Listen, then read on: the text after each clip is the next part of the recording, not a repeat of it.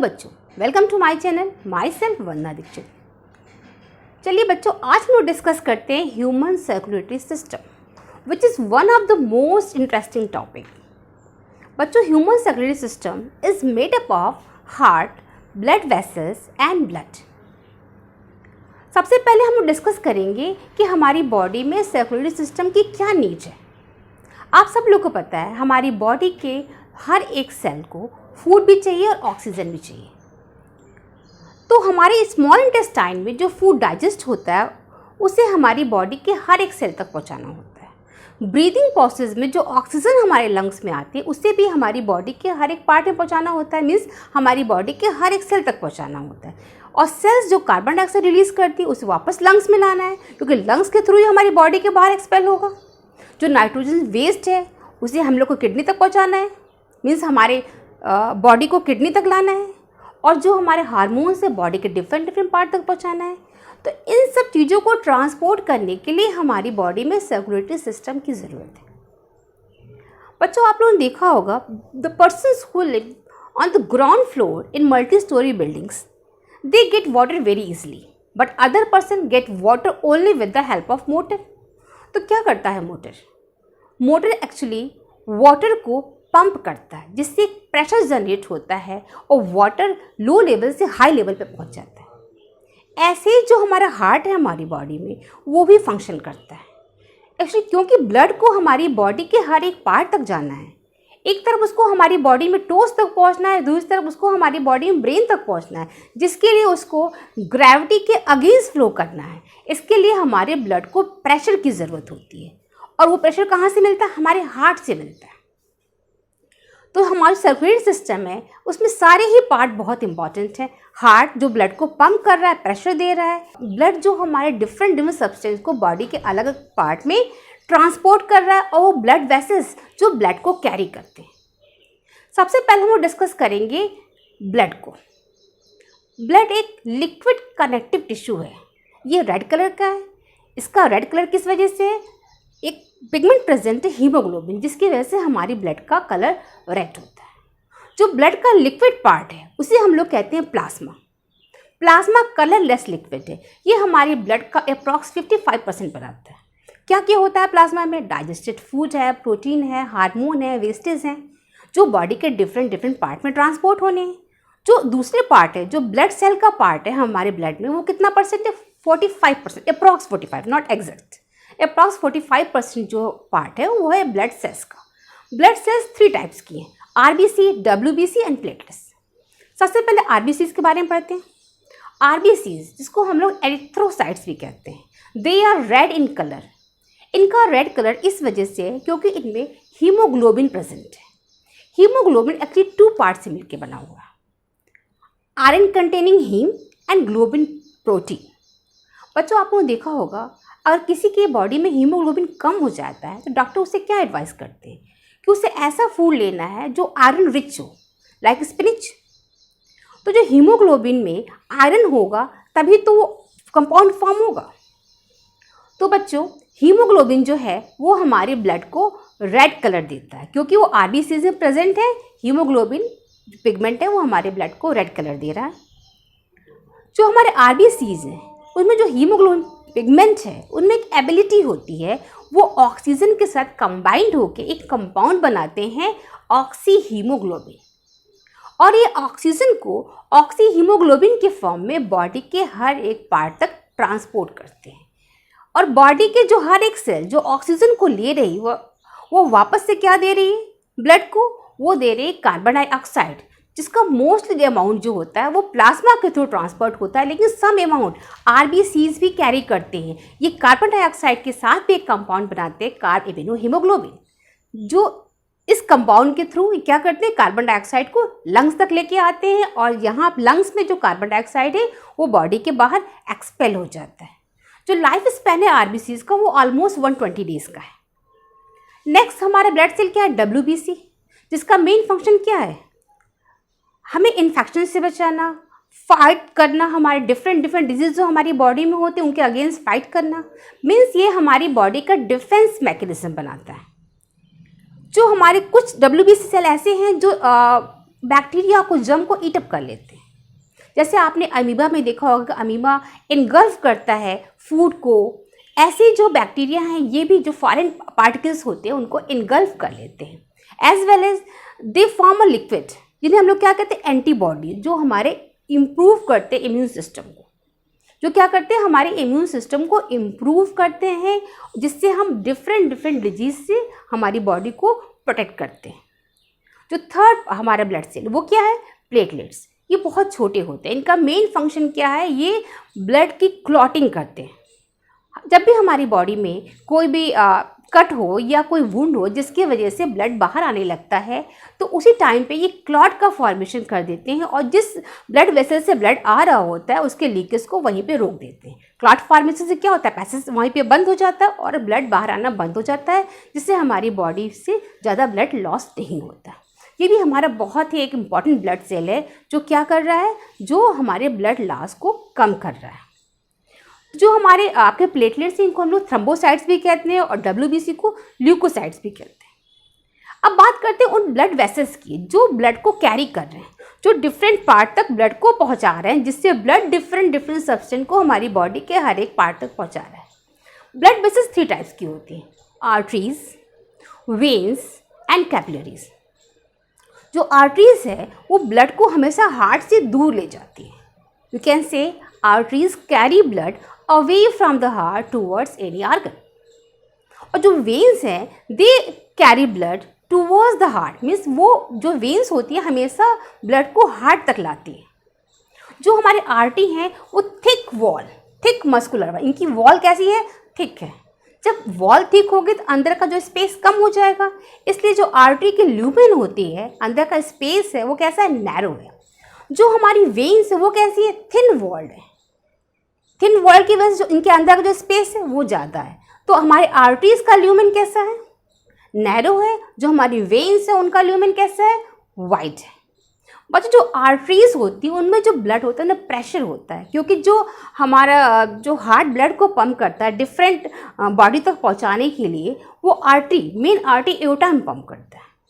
तो आर्टरीज में तो ब्लड में प्रेशर है जिससे ब्लड आगे बढ़ रहा है, लेकिन वेन्स में ऐसा कोई प्रेशर नहीं है, तो ब्लड पीछे ना आ जाए इसलिए जो हमारी वेन्स होती हैं उनमें वेल्व्स प्रेजेंट होते हैं जो ब्लड के बैक फ्लो को रोकते हैं। जो हमारी थर्ड है हमारी ब्लड वेसल वो क्या, कैपिलरी। जो हमारा हार्ट सबसे पहले मेन आर्टरी में ब्लड को भेजता है और मेन आर्टरी एओर्टा बार बार डिवाइड होकर क्या बनाती है, आर्टरीज बनाती है। आर्टरीज डिवाइड होकर क्या बनाती है, आर्ट्रियोल्स बनाती हैं। जो स्मॉलेस्ट आर्ट्रियोल वो आगे फिर ब्रेकअप हो जाती है कैपिलरीज में। आप इधर से देखिए, जो आपकी आर्टरीज है, जो इसको आप आर्ट्रियोल समझिए, आर्ट्रियोल अगेन ब्रेकअप हो रही है, किसमें, कैपिलरी में ब्रेकअप हो रही है। जो कैपिलरी होती है यही एक्चुअली हमारे ब्लड सेल के क्लोज होते हैं। जितना भी गैसेस एक्सचेंज होता है, फूड का एक्सचेंज होता है बॉडी सेल और ब्लड के बीच में, वो कैपिलरी के थ्रू होता है। यहाँ पे हमारी बॉडी सेल ने आपके कैपिलरी से ऑक्सीजन बॉडी सेल ने ले लिया, फूड ले लिया, बदले में क्या दिया, कार्बन डाइऑक्साइड और वेस्टेज। तो इन कैपिलरी से ये सारी चीज़ें बॉडी सेल में आ गई और बॉडी सेल से जो वेस्टेज और जो कार्बन डाइऑक्साइड वगैरह आई हैं वो भी कैपिलरी में आ गई है। कैपिलरी इसके बाद रीज्वाइन होके वेन से कनेक्ट हो जाता है और वेन से कनेक्ट होने के बाद ये ब्लड हमारा कहाँ पहुँच जाएगा, हार्ट में पहुँच जाएगा। दोबारा से ब्लड में हमारा ये ब्लड सर्कुलेट होगा हमारी बॉडी में। पहले कहाँ जाएगा, लंग्स से, लंग्स में ऑक्सीजन मिलेगा, ऑक्सीजनेटेड हो जाएगा। इसके बाद ये हमारी बॉडी के डिफरेंट पार्ट में दोबारा से सर्कुलेट होने लगता है। अब लोग डिस्कस करते हैं हार्ट के बारे में। बच्चों हमारी बॉडी में जो हार्ट है वो हमारी बॉडी का एक बहुत ही इंपॉर्टेंट ऑर्गन है। It is made up of cardiac muscles, ऐसी मसल्स जो कभी भी नहीं थकती, पूरी होल लाइफ काम करती रहती। जिस दिन ये थक जाती है उस दिन हमारी डेथ हो जाती है। जो हमारा हार्ट है वो 2 मेम्ब्रेन से प्रोटेक्टेड है जिन्हें हम लोग कहते हैं पेरिकार्डियम, और इन दोनों मेम्ब्रेन के बीच में एक फ्लूइड भरा होता है जिन्हें बोलते हैं पेरिकार्डियल फ्लूइड। इनका फंक्शन क्या है, ये हार्ट को प्रोटेक्ट करते हैं, ये हार्ट को किसी इंजरी से बचाते हैं, शॉक एब्जॉर्बर की तरह फंक्शन करते हैं। जो हमारा ह्यूमन हार्ट है वो दोनों लंग्स के बीच में है, समवॉट ट्रायंगुलर शेप है। इसको आप ऐसे समझ सकते हो। तो जिसका ये वाला पार्ट है, ये वाला पार्ट थोड़ा सा लेफ्ट साइड में पॉइंटेड होता है। जो कॉन्ट्रैक्शन जो मोस्ट पावरफुल कॉन्ट्रैक्शन होता है वो कहाँ पे होता है, वो इस पॉइंट पे ही होता है, जिससे हम लोग को लगता है कि हमारा हार्ट है वो लेफ़्ट साइड में। एक्चुअली लेफ़्ट साइड में नहीं है, जिसका ये वाला पार्ट है वो थोड़ा सा लेफ़्ट की तरफ पॉइंटेड होता है। जो ह्यूमन हार्ट है वो 4 चैम्बर में डिवाइडेड है, क्योंकि यहाँ पे हम लोग ह्यूमन हार्ट को डिस्कस कर रहे हैं। जो ऊपर वाले दोनों चैम्बर उन्हें हम लोग कहते हैं atria, singular atrium, plural atria. नीचे वाले दोनों चैम्बर क्या हैं, वेंट्रिकल हैं आपके। ऊपर वाला दोनों चैम्बर, एक आपका लेफ्ट एट्रियम और दूसरा आपका right atrium, left ventricle and right ventricle. बच्चों आपको यहाँ पे कंफ्यूज नहीं होना, जो आपका राइट हैंड होगा उस तरफ जो आपका हार्ट का पार्ट होगा वो लेफ्ट वाला पार्ट होगा। जो आपका लेफ्ट हैंड साइड का जो पार्ट है वो आपके हार्ट का राइट पार्ट है। तो पहले हम लोग बात करते हैं राइट एट्रियम की, क्योंकि मैंने आपको बताया था कि हार्ट क्या करता है, ब्लड को पंप करता है। तो ब्लड को पंप करने के लिए पहले हार्ट को ब्लड को रिसीव करना पड़ेगा। तो हमारी बॉडी के डिफरेंट पार्ट से 2 मेन वेन, जिसे हम लोग कहते हैं सुपीरियर वेना केवा और इंफीरियर वेना केवा, ब्लड को लेके आते हैं। कहाँ पे लाते हैं, राइट एट्रियम में। जो सुपीरियर वेना केवा, जिसको एंटीरियर वेना केवा भी कहते हैं, वो हमारी बॉडी के अपर पार्ट्स लाइक हमारी ब्रेन से, हैंड से और चेस्ट से ब्लड को लाते हैं। जो इंफीरियर वेना केवा, जिसे हम लोग पोस्टीरियर वेना केवा भी कहते हैं, वो हमारी बॉडी के lower parts like abdomen, leg से ब्लड को लेके आते हैं। जो हमारी पूरी बॉडी से ब्लड को हमारी ये दोनों वेना केवा कहाँ पे लाते हैं, राइट एट्रियम में। इस टाइम पे जब हमारा एट्रियम ब्लड को रिसीव कर रहा होता है, उस टाइम पे वो डायस्टोल स्टेज में होता है, मीन्स रिलैक्सेशन की पोजीशन में होता है। जब हमारा हार्ट कॉन्ट्रैक्ट करता है तो उस टाइम उसे हम कहते हैं कि वो सिस्टोलिक फेज में है। जब वो रिलैक्स करता है तब हम लोग कहते हैं वो डायस्टोल फेज में है। तो इस टाइम पे जब एट्रियम हमारा ब्लड को रिसीव कर रहा है वो रिलैक्स पोजीशन में। जब पूरा एट्रियम हमारा ब्लड से फिल हो जाएगा तो एट्रियम में कॉन्ट्रैक्शन स्टार्ट हो जाएगा। जब राइट एट्रियम में कॉन्ट्रैक्शन स्टार्ट हो जाएगा तो राइट एट्रियम और राइट वेंट्रिकल की एक वेल्व प्रेजेंट होता है, जिन्हें हम लोग कहते हैं ट्राइकस्पिड वेल्व या V2 वेल्व। इसको आप ऐसे समझ सकते हो, ये आपका राइट एट्रियम है और राइट वेंट्रिकल है। इन दोनों के बीच में एक वेल्व प्रेजेंट है जो क्या है, ट्राइकस्पिड वेल्व है। जैसे आपके एट्रियम में कॉन्ट्रैक्शन स्टार्ट होगा राइट एट्रियम में, ये वेल्व ओपन हो जाएगा और ब्लड आपके एट्रियम से कहाँ लगेगा, वेंट्रिकल में आने लगेगा। मीन्स आपका ब्लड कहाँ पे, यहाँ पे आ जाएगा। जब आपका एट्रियम दोबारा से रिलैक्स करने लगेगा तो आपका जो वेंट्रिकल है उसमें कॉन्ट्रैक्शन स्टार्ट हो जाएगा।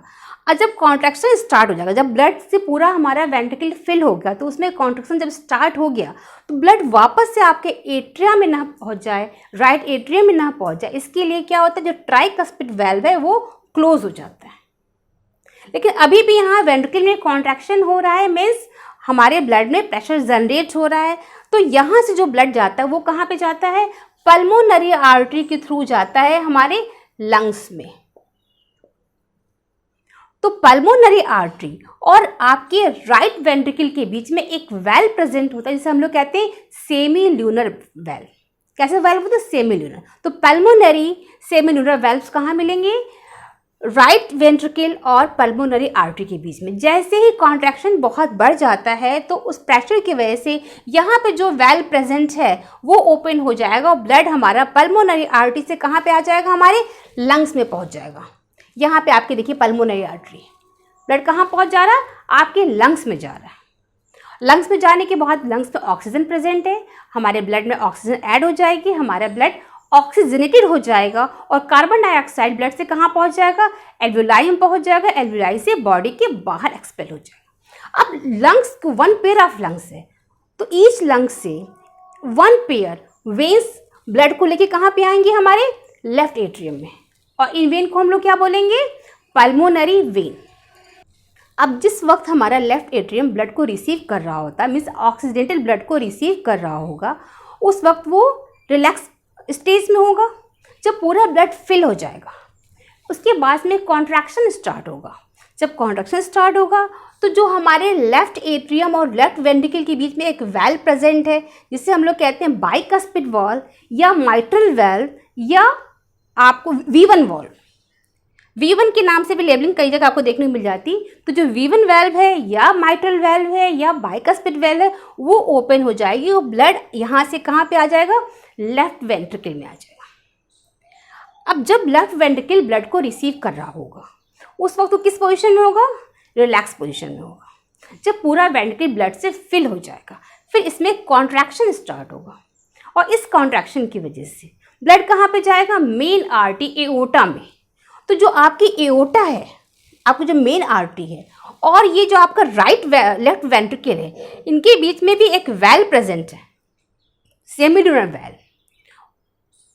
वो क्या होगा, वो भी जैसा ये वाला वेल्व है आपका पल्मोनरी आर्टरी और राइट वेंट्रिकल के बीच में, ऐसा ही सेमिल्यूनर वेल्व आपका लेफ्ट वेंट्रिकल और एओर्टा के बीच में भी प्रेजेंट होता है।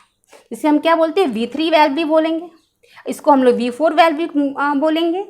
जैसे ही कॉन्ट्रैक्शन बढ़ेगा ये वेल्व में ओपन हो जाएंगे और यहाँ से ब्लड कहाँ चला जाएगा, एओर्टा से हमारी पूरी बॉडी में ब्लड डिस्ट्रीब्यूट हो जाएगा। तो बच्चों आप लोग देख रहे हैं कि जो वेल्व है उनका भी बहुत इंपॉर्टेंट फंक्शन है ब्लड सर्कुलेशन में, क्योंकि जैसे ही वेंट्रिकल में कॉन्ट्रैक्शन स्टार्ट होता है ऐसा ना हो कि ब्लड वापस से एट्रिया में पहुंच जाए। इसके लिए जो हमारे बाइकस्पिड और ट्राइकस्पिड वेल्व जो यहाँ प्रेजेंट हैं वो दोनों क्या हो जाते हैं, देखिए V1 वेल्व और V2। बाइकस्पिड को हम लोग V1 वेल्व भी कहते हैं और ट्राइकस्पिड को V2 वेल्व भी कहते हैं। ये दोनों क्लोज हो जाते हैं जिसकी वजह से ब्लड वापस से कहाँ नहीं जाता, एट्रिया में नहीं जाता।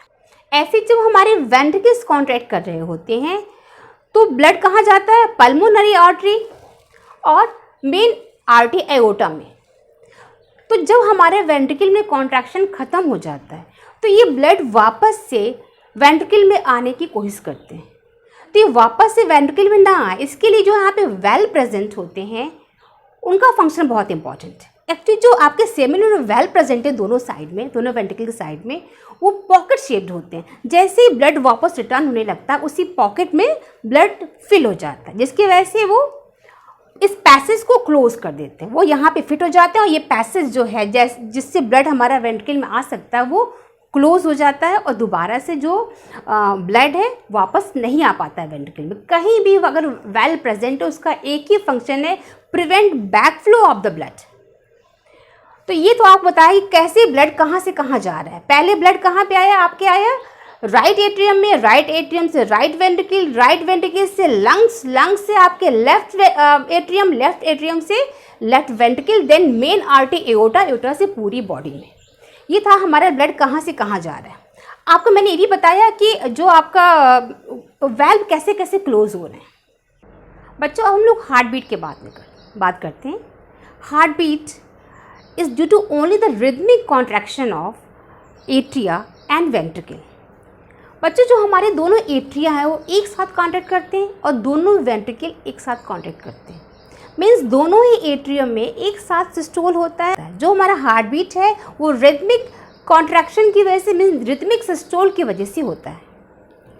जब एट्रिया से ब्लड आता है आपके वेंट्रिकल में, जब एट्रिया हमारे कॉन्ट्रैक्ट करते हैं तो क्या होता है, ब्लड हमारे वेंट्रिकल्स पे आता है और फिर वेंट्रिकल एक साथ कॉन्ट्रैक्ट करते हैं। ये बताया मैंने आपको। उसकी वजह से ब्लड वापस से ना जा पाए एट्रिया में, इसके लिए जो हमारे बाइकस्पिड और ट्राइकस्पिड मीन्स V1 और V2 वेल्व प्रेजेंट होते हैं वो क्लोज हो जाते हैं। और जैसे ही क्लोज होते हैं एक साउंड आता है जिसे हम लोग कहते हैं लब साउंड, LUBB, लब साउंड।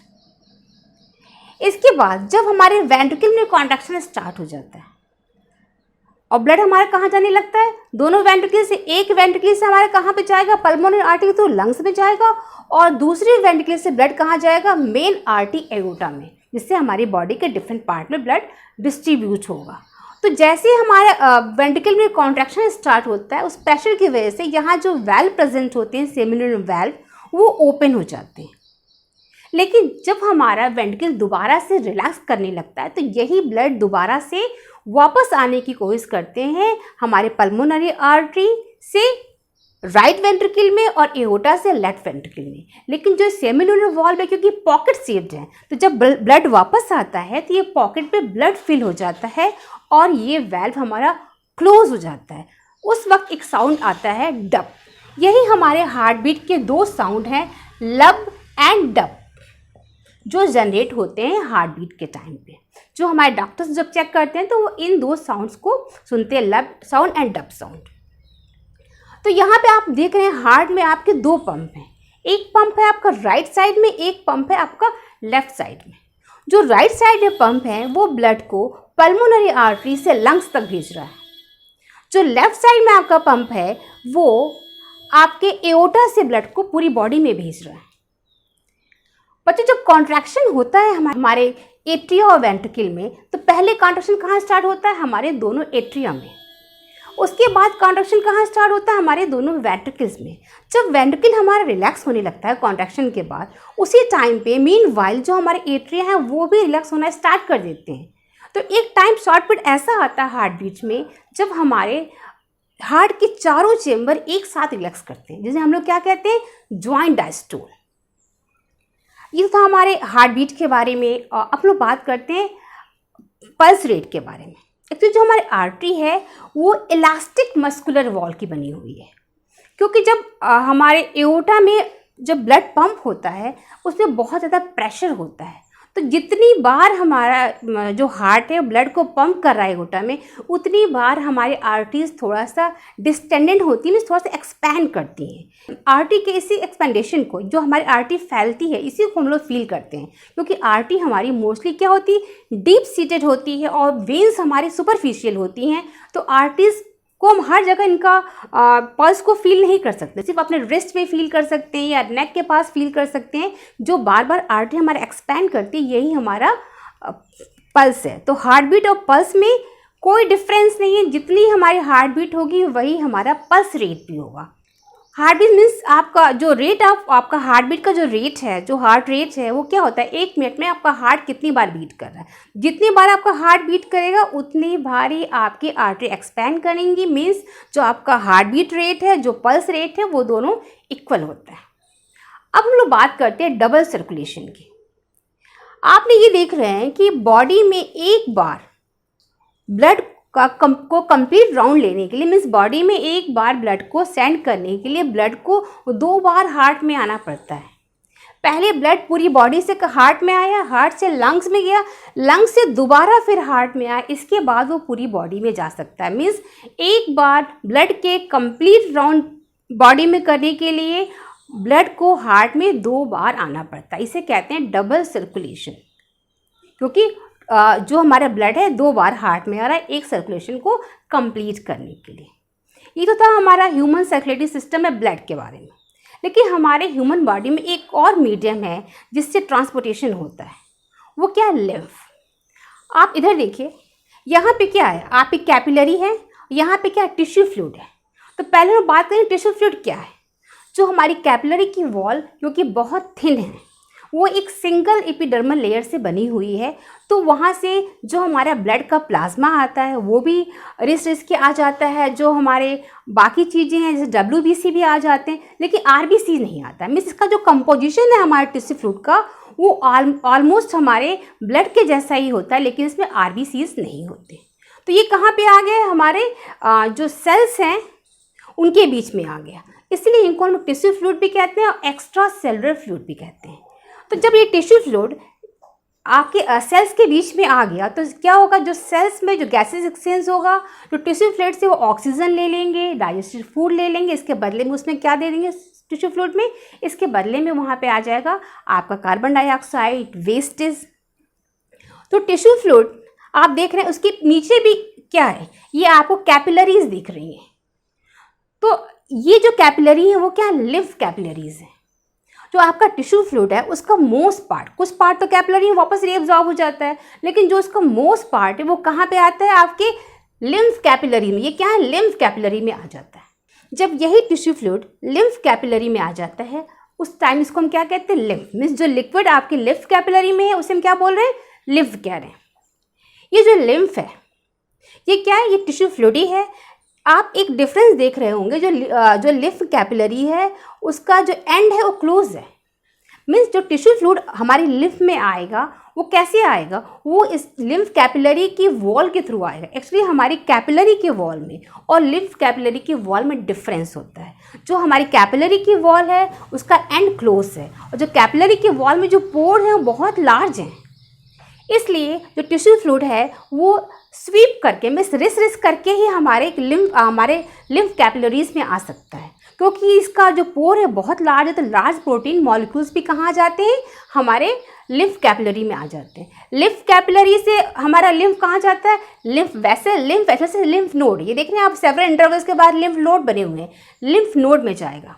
लिम्फ नोड में क्योंकि हमारे जो लिम्फ में क्या है, WBC है, इसमें जो स्पेशल WBC क्या होता है, लिम्फोसाइट होता है, जो क्या करता है, लिम्फ को क्लीन करता है। क्योंकि लिम्फ में क्या है, क्योंकि जो आपके सेल्स ने वेस्टेज भी रिलीज़ किया है, तो वेस्टेज है, डेड सेल है, उनको क्या करता है, लिम्फ नोड में जो आपका लिम्फोसाइट है उनको क्लीन कर देता है। इसके बाद जो हमारा लिम्फ है फ्रेश चैनल से कहाँ पहुँच जाता है, जो हमारे मेजर वेन्स है, mean superior vena cava, inferior vena cava जो राइट एट्रियम के पास है, उसमें अपना सिक्रीशन रिलीज़ कर देता है। वहाँ से वो कहाँ पहुँच जाते हैं, हमारे हार्ट में पहुँच जाते हैं। हार्ट से दोबारा ही ब्लड का एक पार्ट बन जाते हैं। तो इस तरह से ब्लड सर्कुलेटरी सिस्टम के साथ साथ एक लिम्फेटिक सिस्टम भी हमारी बॉडी में रन करता है, जो डिफरेंट सब्सटेंस को बॉडी के डिफरेंट पार्ट में पहुँचाता है। क्योंकि जो हमारे लिम्फ में क्या है, वेस्टेज है, और साथ साथ में WBC हैं जो हमको डिजीज़ से बचाते हैं, एंटीबॉडी बनाते हैं। ये बहुत इंपॉर्टेंट फंक्शन हमारे लिम्फ का है। तो ये हमारे दो सिस्टम हैं जो इस तरह से फंक्शन कर रहे हैं। लेकिन आपने देखा होगा कि ब्लड को पंप करने के लिए हार्ट है, लेकिन लिम्फ के पास तो कोई हार्ट नहीं। तो लिम्फ में जो लिम्फ वेसल्स में लिम्फ कैसे फ्लो होता है, एक्चुअली जो हमारी जो सराउंडिंग जो मसल्स होती हैं उनमें जो कॉन्ट्रैक्शन होता है, उन्हीं कॉन्ट्रैक्शन की वजह से लिम्फ वेसल्स में लिम्फ फ्लो करता है। बच्चों ये था हमारे हार्ट के बारे में, पूरे ह्यूमन सर्कुलेटरी के बारे में जो मैंने आपको डिटेल में बताया। आई होप आप लोग को समझ में आया होगा। अपने नेक्स्ट वीडियो में हम किसी दूसरे ह्यूमन सिस्टम के बारे में बात करेंगे।